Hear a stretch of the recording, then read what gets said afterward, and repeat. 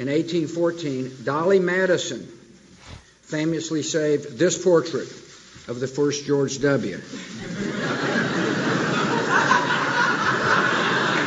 Now, Michelle, if anything happens,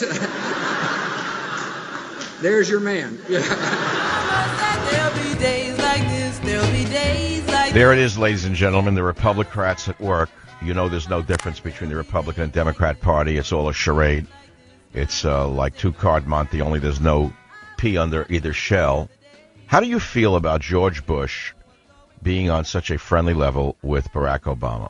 Do you think it's a good thing that the parties get along so well? Because, you see, I, as an independent, I have the feeling that when both parties get along, there's only one loser, and that's the American people. They're not supposed to get along. They're supposed to be at each other's throats. They're supposed to criticize each other. They're supposed to keep each other in line. So when both parties get along a little too comfortably, what you really have is a one-party system, and the American people are getting screwed. That's my opinion. To introduce the greatest First Lady ever. Sorry, Mom. Would you agree to a tie? There it is. That's the world we live in. That's the world we live in. I mean, I'm not asking them to scream at each other, but this overt friendliness worries me. And I'll tell you why. We know that Obama is a socialist/communist/Leninist, depending upon which policy.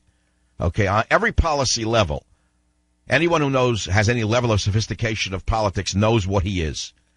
So Bush must know it. He was president. He's an intelligent man. The fact of the matter is, I called Bush a fiscal socialist in the last years of his regime, if you remember. I was the only one who was on to him. His spending was out of control. Bush took the expenditures of the federal government and basically equaled that of the previous three administrations. So Bush was a fiscal socialist. Many of you stopped listening to me and have come back because you thought I was insulting Bush and why didn't I support him? I was right. So Obama took a $1 trillion deficit, and now it's a $4.5 trillion deficit. So it's a continuation of the same, quote, socialist spending pattern that Bush was engaged in. That's why he's friendly to him. The same puppet masters control both of the parties as far as I can tell.